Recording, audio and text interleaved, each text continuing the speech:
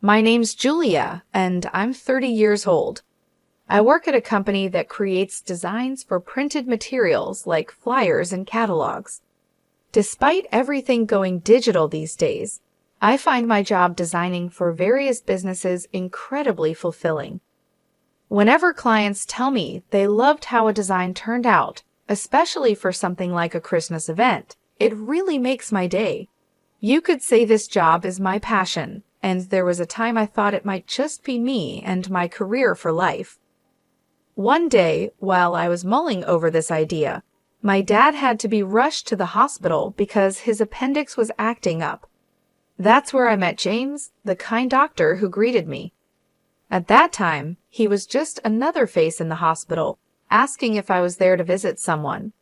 Little did I know, James would become a huge part of my life, first as my boyfriend and now my fiancé.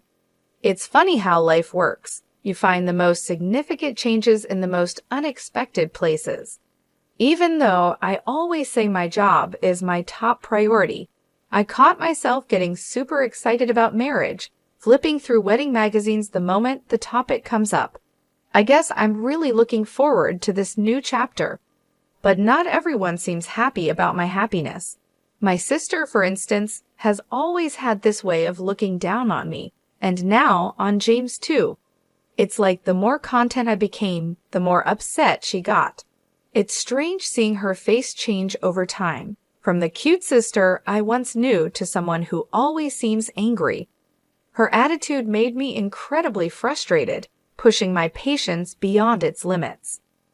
This whole situation makes me wonder why people who only know how to belittle others often end up with such bitterness etched on their faces.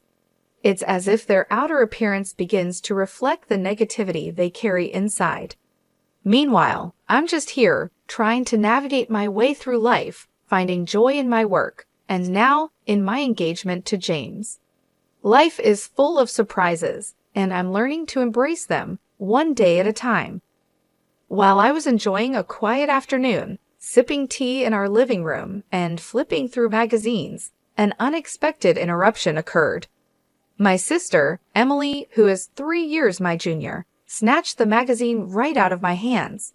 To my surprise, it was a bridal magazine I was looking at, and Emily couldn't help but question why I was interested in such a thing.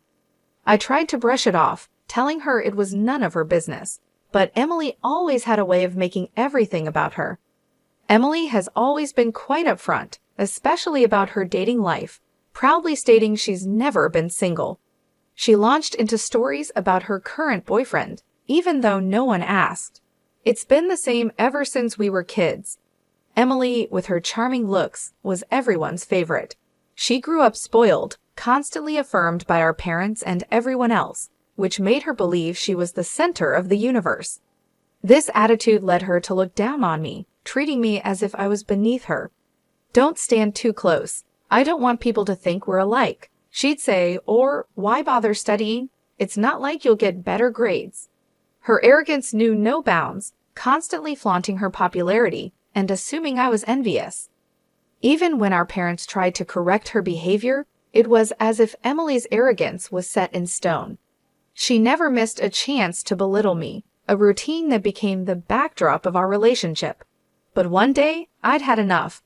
As she went on about her latest boyfriend, I calmly revealed that I, too, had someone in my life. In fact, we were engaged and planning our wedding, which is why I was looking at bridal magazines. Emily was taken aback, skepticism written all over her face. She mocked, doubting anyone could truly appreciate me. But when she questioned what my fiancé could possibly see in me, I confidently responded that he was drawn to my optimism and cheerfulness. Her disbelief only grew, suggesting he must see me more as a caretaker than a partner.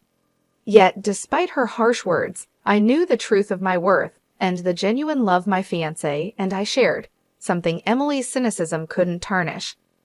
In my determination to maintain my career post-marriage, I hope to convey to my fiancé that being the perfect housewife wasn't in my plans. This revelation led to an exaggerated response from my sister, Emily, who seemed shocked at the idea of me working after getting married. "Are you marrying someone without money?"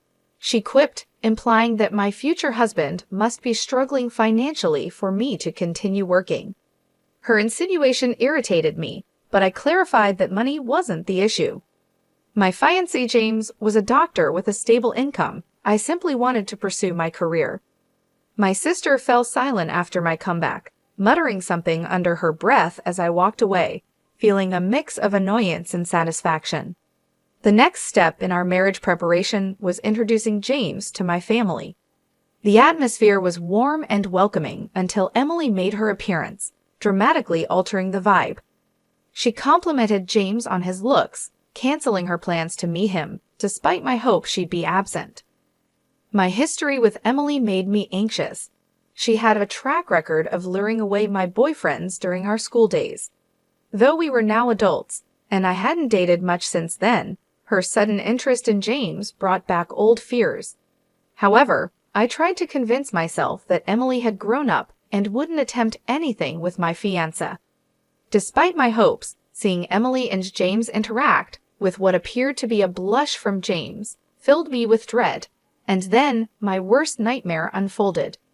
James announced he wanted to call off our engagement, having fallen for Emily, who claimed it was inevitable since James found her more attractive.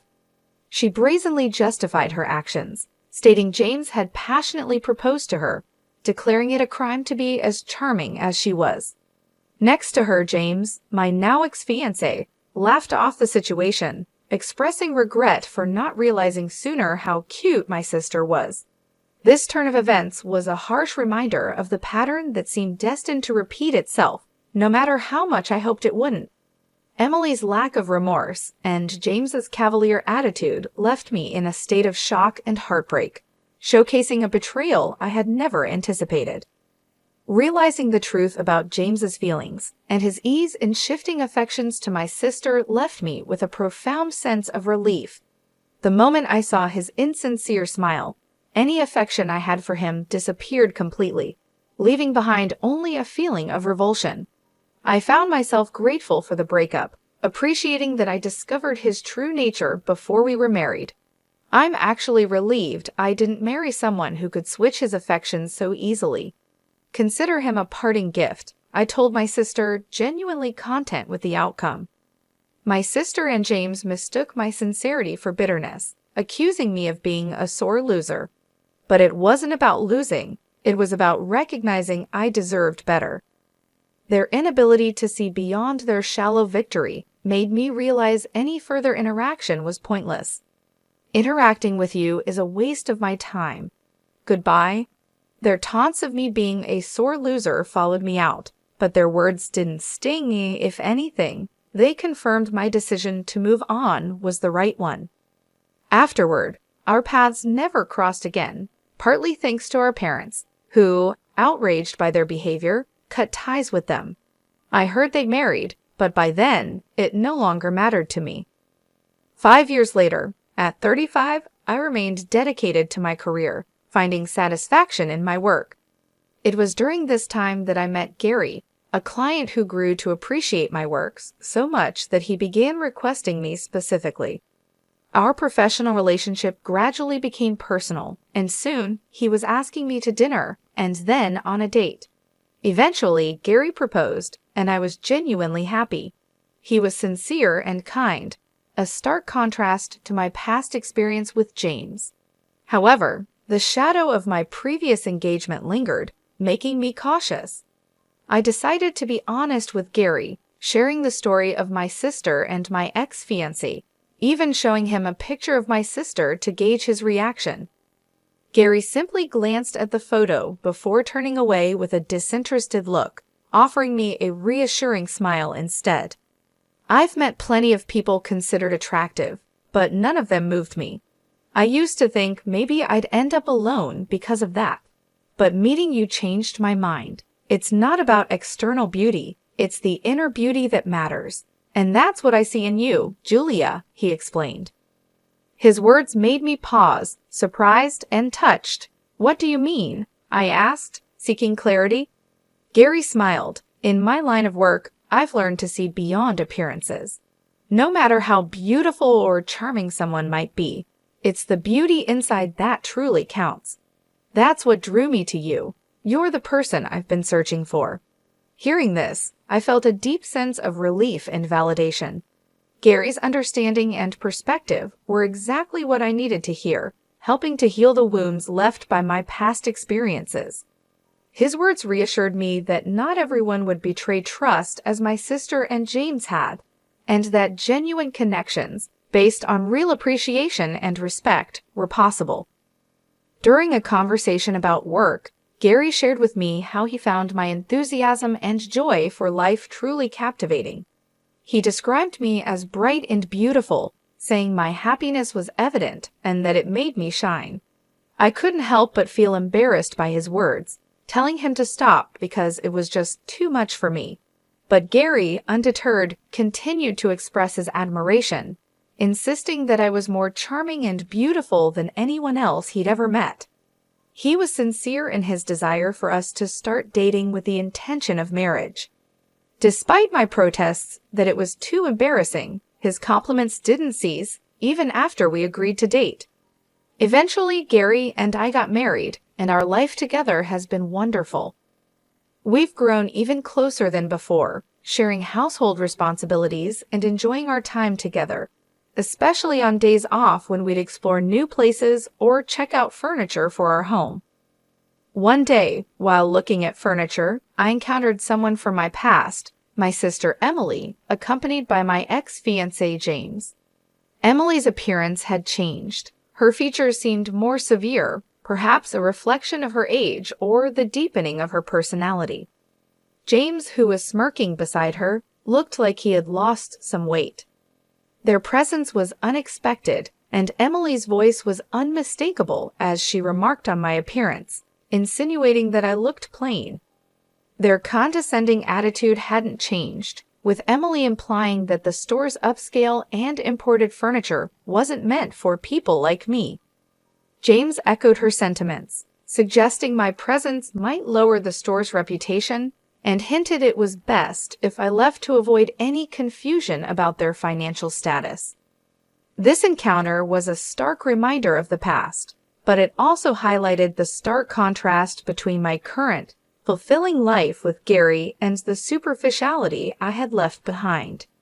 Despite their attempt to belittle me, I found their attitudes more pitiful than hurtful, knowing the depth of love and respect in my own marriage was something they could not understand or diminish. The harsh and condescending words from my sister and her husband were trying, but I knew engaging with them was pointless. Their loud critiques about my supposed financial status began drawing unwanted attention from others in the store. Frustrated and ready to leave, I tried to pull my husband, Gary, away, but he stood firm, catching the notice of my sister and her husband for the first time. "Who's this?" my sister demanded, surprised to learn that Gary was my husband. Her reaction was a mix of shock and mockery, questioning why he would marry someone plain like me, and jokingly asking if he was in need of a maid. She bragged about her comfortable life, dining out frequently and hiring housekeeping, implying that Gary and I were less fortunate for needing to work. My sister's patronizing tone and her extension of her sentences in a particularly annoying manner only fueled my frustration. She gloated over stealing my previous fiancé, suggesting Gary and I were doomed to a life of hardship and mocking us for being a perfect match in her eyes. The insults towards me were bearable, but the moment she disparaged my husband, my patience snapped.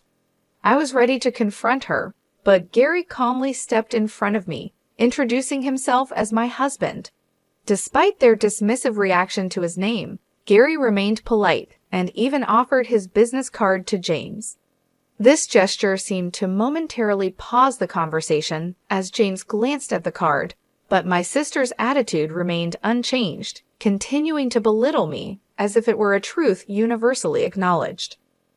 In this moment, Gary's composure and the dignified way he handled the situation made me realize the stark contrast between the shallow, materialistic values my sister held and the genuine, respectful love and partnership I shared with Gary. His calmness in the face of their provocation underscored the strength and depth of our relationship, highlighting that true value lies not in outward appearances or material wealth, but in character and integrity. Gary, always the picture of politeness, didn't shy away from confronting my sister's rudeness with a cutting clarity. To judge someone as ugly based on looks alone is shallow. But if we're talking about ugliness, yours stems from within, from a personality that delights in belittling others, he said calmly, his words slicing through the air with precision. My sister, so often unflappable in her self-assuredness, found herself blushing deeply, outraged at the suggestion she might be the one at fault. Ugly? Me? How so? She sputtered, genuinely thrown off by the accusation. A truly beautiful person doesn't feel the need to overshadow or harm their sibling. Could it be that your actions towards Julia stem from jealousy, from a desire to surpass someone you actually admire? Gary proposed, unsettling her further. The thought had never crossed my mind that my sister's constant competitiveness and cruelty could be rooted in anything other than disdain. But seeing her reaction, I couldn't help but reconsider the dynamics of our relationship. Gary continued, suggesting that envy was the real motive behind my sister's actions. Taking what belongs to someone else isn't just theft, it's a clear sign of envy. It indicates a struggle with self-worth and confidence. A truly confident person wouldn't need to assert their superiority by diminishing others. My sister tried to defend herself against Gary's observations, but her rebuttals grew weaker, her usual bravado fading. It was then that James, pale and noticeably shaken, intervened. He had been quietly observing, flipping the business card Gary had given him back and forth, his unease growing. Suddenly, he grasped my sister, demanding in a troubled voice, "What's happening? Who is this man?" The business card, a seemingly innocuous piece of paper, had become the catalyst for a shift in the air, prompting questions and revealing the undercurrents of insecurity and rivalry that had long defined my sister's actions. It was a moment of revelation, showing that beneath the surface of her confident exterior lay a complex web of emotions, and perhaps a begrudging respect for me that she herself had not fully acknowledged. I remembered the name sounded familiar, so I did a bit of digging, and then it clicked. Gary Henry. "So, what about it?" my sister asked, confused. "That's the name of the hospital I work at," I said, a realization dawning on her face. "A hospital," she echoed, still not putting the pieces together. "Yes, Henry Medical Association," I clarified, watching her face change as she connected the dots. "He's Dr. Henry's son, the director and head of the hospital," she stammered, disbelief in her tone. She tried to dismiss it as a coincidence, citing the commonality of the surname. But I knew for sure. I've seen him at the hospital with the director. I didn't recognize him at first because I only saw him from afar, but now it's clear, I admitted. My sister speculated that Gary must be a doctor too, given his father's profession, but the business card he handed over told a different story. It was then that Gary humbly revealed the truth to my stunned sister and James. Not every doctor's son follows in his footsteps. And this company, he gestured to the business card, is a well-known pharmaceutical company recently passed down to me from my grandfather. My sister was at a loss for words, and James, realizing the gravity of the situation, attempted to sit up straighter, both of them turning pale as the significance of Gary's identity sank in. Gary continued, calmly disclosing how he knew of their past mistreatment towards me, stating that their behavior was far worse than he had imagined. James tried to muster an explanation, his face ashen, but Gary, with a stern look, silenced him. "There's no excuse for such behavior. I'll be informing my father of this," Gary warned, leaving James to contemplate the repercussions of his actions. As we turned to leave, James was visibly shaken, and my sister stood frozen, still trying to process the sudden turn of events. Walking away from them, I felt a sense of closure, knowing that the truth had finally come to light, and the respect and integrity Gary carried with him had revealed the true character of those who had wronged me. Leaving my sister and her husband behind, I felt a chapter of my life closing. I couldn't help but wonder what became of them after that confrontation. James faced consequences at work for his poor attitude towards colleagues and patients alike. His salary was cut, and he was demoted, leading to a swift exit from the hospital as gossip about his behavior made rounds. Struggling to secure a new position, his life became markedly more difficult. My sister, on the other hand, had always lived beyond her means, relying on James's income, which was never enough to satisfy her spending habits. James's financial downturn and subsequent weight loss were a stark testament to their dire situation. Quickly losing interest in him after his demotion, she divorced James, convinced she could easily move on to someone else. However, the reality was far from what she had envisioned. No longer the young, charming girl, her harsher demeanor had become evident, diminishing her appeal and leaving her lamenting her lack of suitors. She sought solace and sympathy from our parents, bemoaning her sudden lack of attention and even envying my life, hinting at a deep-seated rivalry and admiration she might have felt towards me all along. Despite her cries for help, our parents stood firm, advising her to face the consequences of her actions, leading her into an uncertain future away from our family's support. As for me, distanced from the tumultuous relationship with my sister and her husband, I found solace in a peaceful, fulfilling life with Gary. Together, we looked forward to welcoming a new member to our family, a beacon of hope and joy amidst the remnants of past conflicts. As I caressed my growing belly, I couldn't help but feel grateful for the tranquility and love that surrounded me, a stark contrast to the turmoil that once defined my relationships with those closest to me.